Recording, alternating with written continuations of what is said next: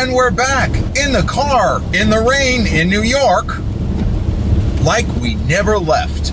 Welcome to the Confessions of a Not So Dangerous Mind podcast. I'd like to thank you all for spending some of your miserable, fucking horrendous Monday late afternoon here with me in New York. But once again, we're going to skip past all that promotional jazz and get right to the guts of the episode. 50 years to the day, March 24th, 1975, the birth of Rocky Balboa.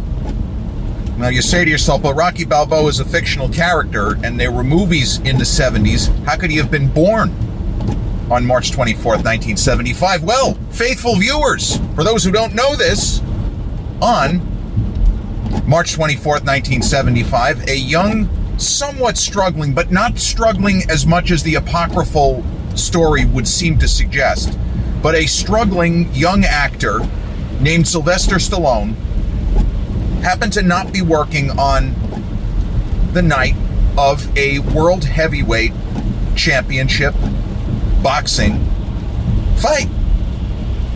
And he sat in front of his TV in his apartment somewhere. I want to say it was near Hell's Kitchen. I could be wrong about that. That's a cliche. But he sat down to watch world heavyweight title fight between the incumbent champion who had, in his previous fight, regained the world heavyweight champion, my single favorite historical figure of all time, and a man whose name was coming up left, right, front, and center when George Foreman passed away, because the two men were so inextricably linked as young men, great rivals, and great friends to the end. And it is sad that they're both gone now.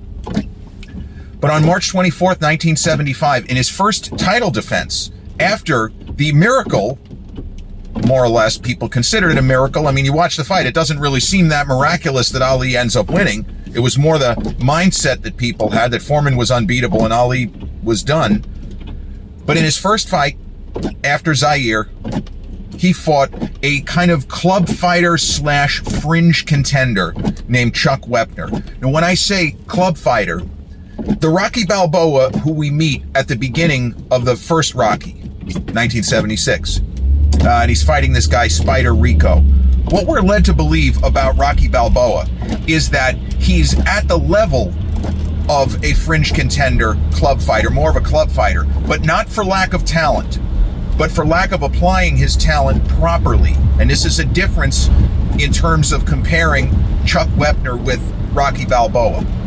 Chuck Wepner had been in with some terrific top-end fighters. He's actually the answer to a different trivia question. Who did Sonny Liston beat in his last fight before he either committed suicide or was murdered or it was an accidental overdose? We're never really going to know, but some variation on that. Chuck Wepner was tough. He cut very easily around the eyes. And one thing you could say about the career of first Cassius Clay and then later Muhammad Ali, he was really good at opening up cuts on his opponents because he threw these kind of odd angled punches. He threw these downward darts, and he was very good at opening up cuts. So somebody like Chuck Wepner, I mean, you want to talk about tailor-made for somebody to get stopped on cuts. It's ironic that this particular fight didn't end in that fashion. But Cliche City, no one gave Chuck Wepner a chance to win the fight that night. And Ali took him seriously. You know, he's a tough guy. He can punch. He was in there with Sonny. He pretty much bled all over the place. He bled all over Sonny. He bled all over the ref before they stopped the fight. And I think it was the Liston fight where Chuck Wepner gained a nickname. It's one of the great sports nicknames of all time. Chuck Wepner was from where? Bayonne, New Jersey. And what was his nickname? The Bayonne Bleeder. I mean, that is a great nickname. The Bayonne Bleeder. Well, the Bayonne Bleeder signed to fight Ali. Nobody gave him a chance. And Sylvester Stallone settled in front of his TV set to watch the fight. And not surprisingly, Ali emerged victorious. He defeated Chuck Wepner. He stopped him in the last round. Chuck was still on his feet, but he was just getting blasted. He was getting smashed. And really, the fight was kind of a dirty fight. There was a lot of rabbit punching, and there was some farce where both guys weren't really in on it, but there were moments, rabbit punches, when you hit somebody behind the head. Well, Chuck Wepner was getting so frustrated as this fight unfolded. At various points, he starts trying to throw punches and hit Ali behind the head.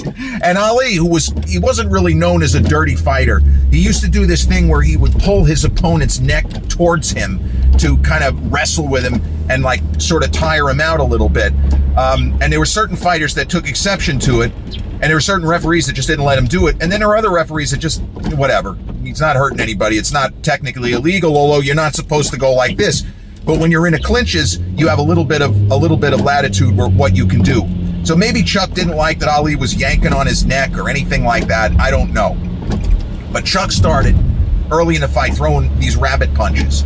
And Ali, who didn't really do this very much, he kind of turned to the ref to complain, and he was pointing to his head, basically saying, bro, he's throwing rabbit punches. You're not going to say anything? What, because he's the underdog, he's allowed to throw illegal punches? Ref didn't do anything. So there is a moment of high comedy in this World Heavyweight Championship fight, and the audience is cracking up because Wepner tries to land a series of these rabbit punches, and with the referee not helping Ali, Ali throws a bunch of rabbit punches. And to see him do it, out of context, is pretty fucking funny. So Stallone watched this fight along with a lot of people. It was on free TV. Hey, what a concept, right? A heavyweight championship fight just aired on good old ABC. And there were other Ali fights of the era, same thing. The Ernie Shavers fight in '77 was not broadcast on a closed circuit situation. It was broadcast on good old ABC. But you don't know where creative inspiration comes from. And you don't know if 28-year-old Sylvester Stallone, while he's watching this fight, I think it was with his first wife that they were watching it together. Again, that part is not really critical to the story. But you don't know where the burst of inspiration comes from. But I believe that where the machinery, the creative drive in Sylvester Stallone, the moment that it flipped on was in the 9th round. Now, it was, as I say, it was a very sloppy. Ali didn't look particularly sharp. He was still very fast, but he wasn't in the condition that he had been in the previous fight, certainly in Zaire, where he appeared to have an endless motor. And the two fights before that, where he was in just incredible physical condition. Not just that he had the cardio, but if you just looked at his body, he looked like a bigger version of what he had been in the 60s, and he was just as cut. Like, he was in phenomenal condition in the fight 73, the second fight with Norton, the second fight with Frazier, where he just, again, he's running around the ring for 12 rounds peppering Frazier, and late in the fight, it still feels like it's the first round. That's how great his cardio is. He didn't look that great, but Wepner was the kind of fighter that fought these sorts of brawling where there are a lot of kind of unofficial rules being broken. You're not really supposed to roughhouse. I mean, this is supposed to be Queensberry rules, right? And there was a lot of roughhousing and a lot of pushing and shoving. But where I believe the Sylvester Stallone creativity went like that, it's in the 9th round. I don't know that Chuck even won a single round. I mean, he could hit, but we all know, fortunately and unfortunately, Ali could really eat big shots and act like he was fine. Unlike really any other fighter except maybe Marvin Hagler or Triple G. But I don't think that Chuck took any rounds. And did he lose a point for fouling? It was just not, it was a very unclean fight. It was entertaining from the perspective that the guys were engaging in this weird roughhousing that you really didn't see Ali do very much, if at all. But in the 9th round, there's a clash of arms as the guys are crowding one another, and all of a sudden Ali goes flying. He goes flying and crash lands on the canvas. Now, technically, if we go by the letter of the score books and the rule books and the Encyclopedia of Boxing, Muhammad Ali took only 4 knockdowns in his entire professional career. He was knocked down by Sonny Banks in the 2nd round of a fight, which he really beat the hell out of Banks. The knockdown almost woke him up. It's like, I better not screw around with this guy. I better take him out. He and Banks were both prospects. First time Cassius Clay at the time fought in Madison Square Garden. Sonny Banks decked him with a monster left hook. I mean, but he went down and he bounced right back up, and he decked Sonny Banks later in the round. And I don't even think that he lost that round. First time he went down, Sunny Banks 62. Second time, Wembley Stadium 63. He was very fortunate. He could have been knocked out of the ring. That probably would have been the end of the fight. The ring rope held him in there, and it was the end of the round, so Henry couldn't do anything. Got back to the corner, and in the next round, he stopped Cooper on cuts, as I was saying.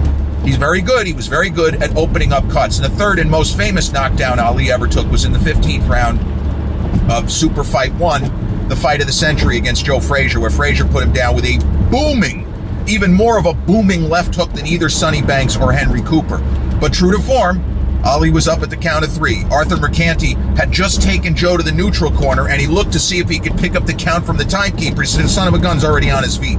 Wipe the gloves, let's go. The fourth knockdown and final knockdown that Ali sustained in the 9th round versus Chuck Wepner, March 24th, 1975. He went flying, jumped right back up. Nobody really saw a punch. What happened? Well, meantime, Wepner's corner is going berserk. They didn't see anything. All they saw was champion of the world, maybe the GOAT, greatest heavyweight who ever lived, one of the greatest fighters who ever lived, even at this point. We just saw him go flying. So the end of the 9th round, Chuck Wepner goes back to his corner, and the corner's going crazy. What'd you hit him with? I don't know. I hit him with something, but I think I stepped on his foot.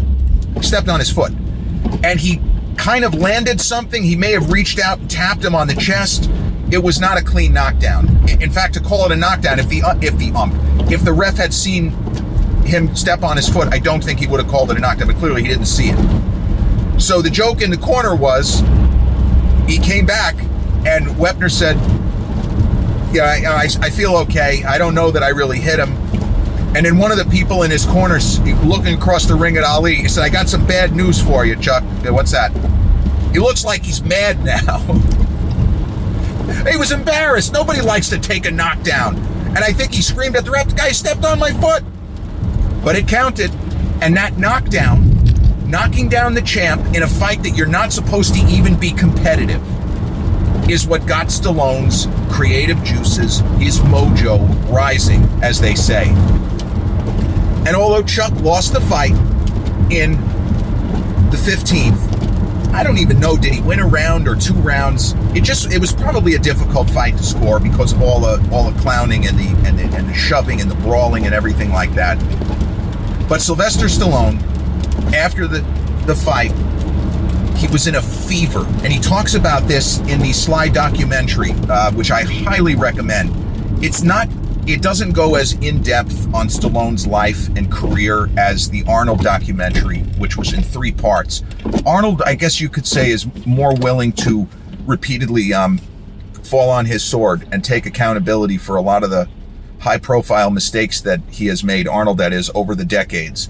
Stallone is a little bit more, I guess you could say, circumspect. He's a little bit less likely to open up and tell us what he's really thinking.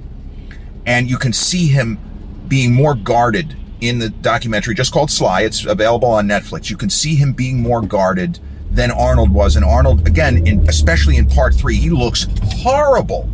But he was willing to go there and lay himself out and say, well, this is my life. And there's certain parts of it that you're not going to like, and other parts I hope that you do. But it's what it is, and I'm not running from any of my mistakes. So Stallone wrote Rocky supposedly in less than a week that he hammered out a first draft.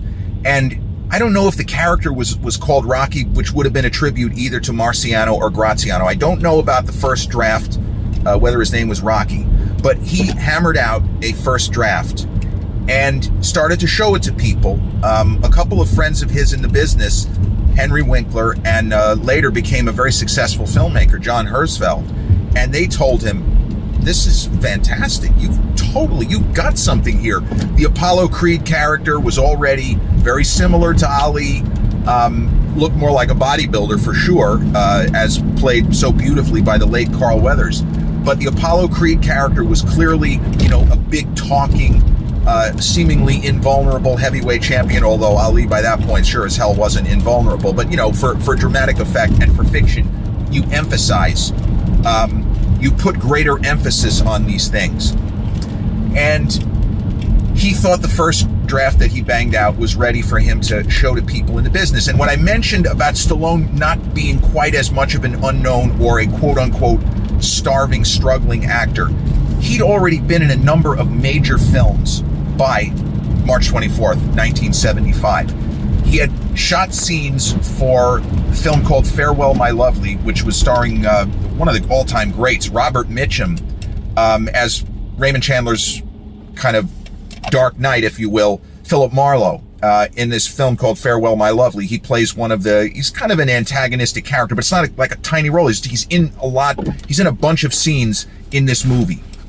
He had been in Woody Allen's Bananas in 71, and he has a few laughs with Woody on the train. It's a famous scene in the subway, and Sly is so young, you can't believe it. He looks like he's college age, and he kind of menaces Woody's main character.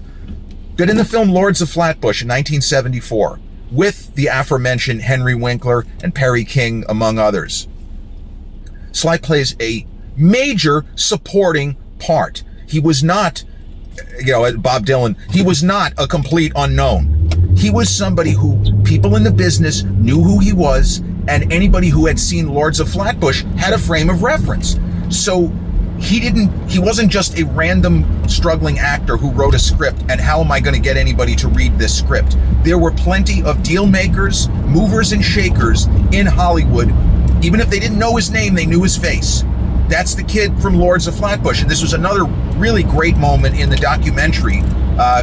The two most important people we hear from in the Sly documentary are Quentin Tarantino, who was a huge Stallone fan growing up, and Arnold Schwarzenegger. Sly showed up for Arnold, and he's quoted throughout the three parts of Arnold's documentary. You could just see how much, I know it's a cliche, because they were rivals, but they have so much affection for one another that neither one of them can hide how much they really adore the other person, respects them, and in some ways, each guy appears to have wanted the other's career. And if that isn't the highest praise, because Arnold had wanted to go further with filmmaking, and he really didn't. He just made the one movie, Christmas in Connecticut. And Sly wished that he could have been in films like Terminator 2 and Total Recall. He really wished that he could have made comedies like Kindergarten Cop. So Quentin Tarantino talks about this, how he loved Sly from Lords of Flatbush. He thought that he was the highlight of the film, and not a random unknown actor who wrote a screenplay. So Stallone's early drafts of what became Rocky, the main character was a little bit grimier, and he didn't come across as if he had a heart of gold. And what we get from Rocky Balboa, at least in the original Rocky, when he is still struggling, he's working for Gatso, doing the loan shark and presumably numbers runner, and he's not really committed to the work, because the irony is that he's a boxer, he's a fighter, but he really doesn't like to hurt people. There are boxers who seem to take delight in dispensing pain. But Rocky Balboa, as presented in the film, is not one of them. That didn't exist in Stallone's early drafts. He was written in a much more straightforward way, not socially awkward, with Adrian, as we see in the world of the film. And he took criticism really well. Nobody, whether it's Sylvester Stallone, whether it's Steven Spielberg, who's talked about this, nobody likes taking criticism. If they feel like their work is as good as it can be, and this is the best I've got. But Stallone got some really perceptive criticism. People saying to him, you have something here. This could be great. His brother, Frank, of course. Maybe if you just made the character a little bit nicer. Maybe if you made the story a little bit less bleak. Because there had been a lot of boxing films, such as Fat City, earlier in the decade of the 70s with Stacy Keach and Jeff Bridges, very young Jeff Bridges. There were a lot of grim boxing films, such as that. And if you go back into the mid-50s, Humphrey Bogart's last movie, The Harder They Fall, starring Jersey Joe Walcott, or I should say co-starring the former heavyweight champ Jersey Joe Walcott, another Ali connection. Jersey Joe Walcott was the guy in the ring. He was the third man in the ring in the second fight between Ali and Sonny Liston, and the famous picture of Ali screaming down, Jersey Joe was the ref who was supposed to take him away from the fighter. What the fuck was he doing? Jersey Joe, loved the guy as a fighter, but that was a mistake having him in the ring as like a special guest referee, like it was WrestleMania, because he completely lost control of the ring. But anyway, that's beside the point. There were enough boxing movies that had already been made showing the grim reality of the sport. Why don't you do something different, Sly? And so he softened the character of Rocky Balboa, but also emphasized what I had mentioned earlier. This is not a normal club fighter. Rocky Balboa is a guy with stupendous talent. As Mickey Goldmill, Mickey Loves You, points out to him when he says you had it in you to be a top level fighter, meaning you could have been certainly a top 10 heavyweight, but you didn't apply yourself properly.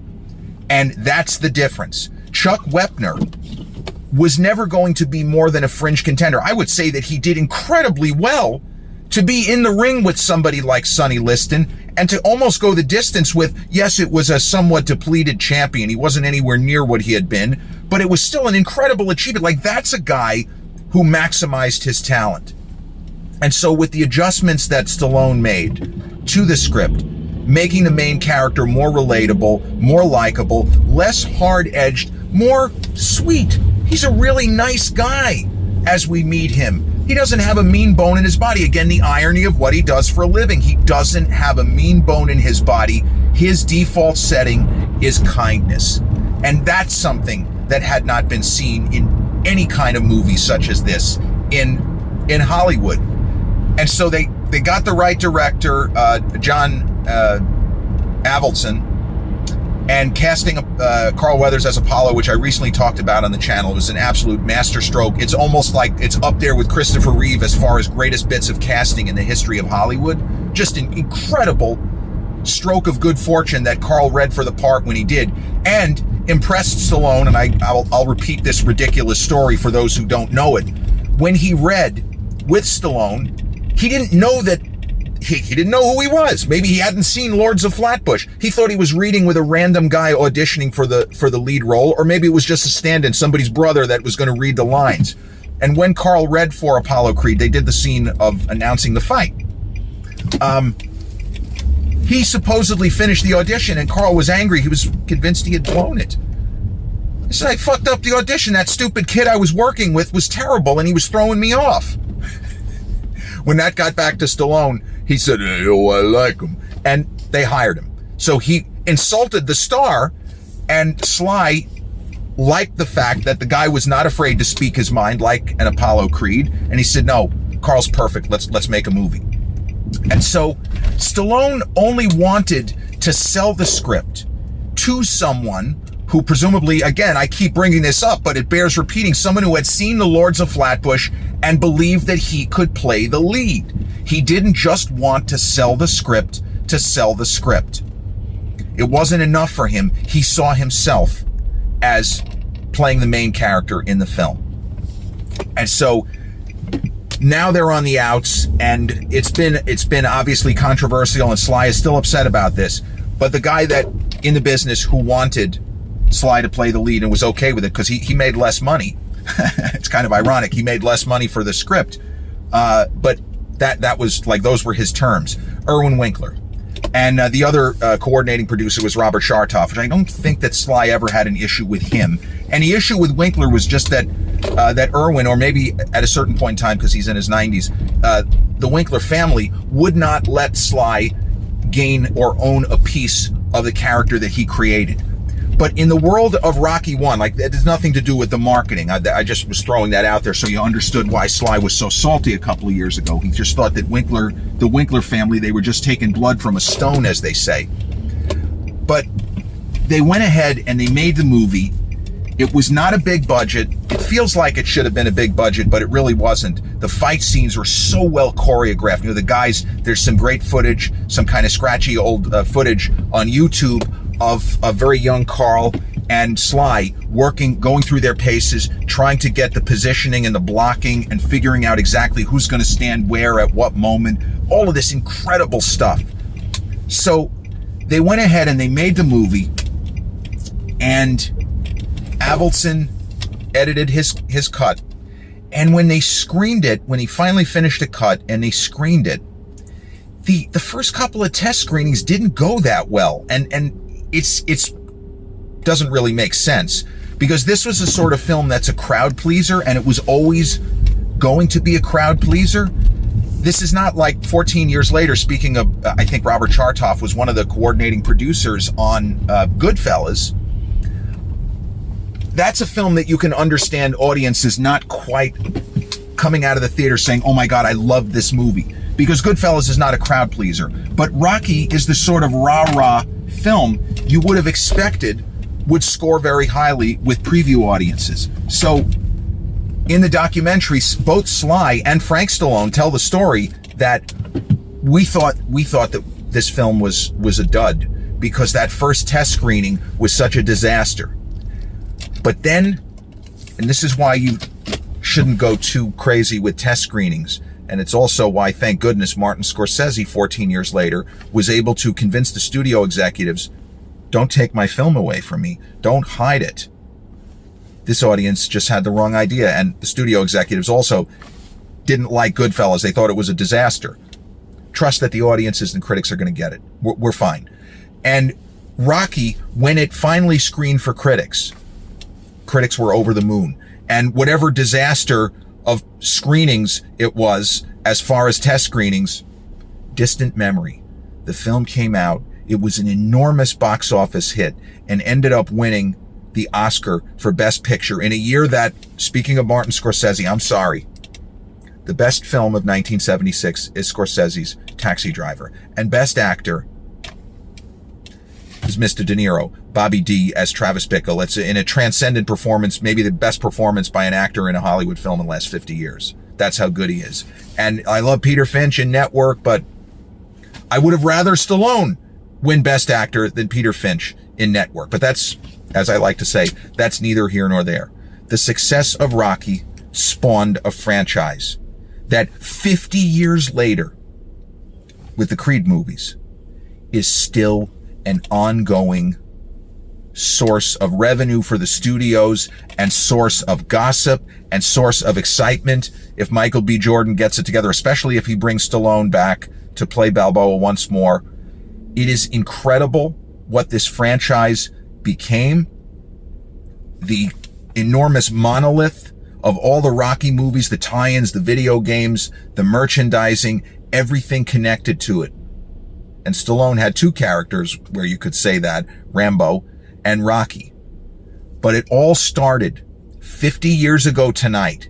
An insignificant fight. Just in terms of the drama of a fight, it's only notable because of the knockdown. But in a seemingly insignificant professional fight, in Ali's extraordinary life, the Rocky saga was born. On this day, 1975. This has been episode 477 of the Confessions of a Not So Dangerous Mind podcast. I'd like to thank you all for spending some of your Monday evening, now it's early evening, here with me in New York. And if you check out this episode on the YouTube channel, haven't done so already, please click like, subscribe, comment, share, turn on those notifications. Or if you catch this episode on the audio platforms such as Podbean, Spotify, iTunes, or the others in which we're hosted, same general rule applies. Click like, subscribe, share, and turn on those notifications. I'll be back with a new episode real soon. Until then,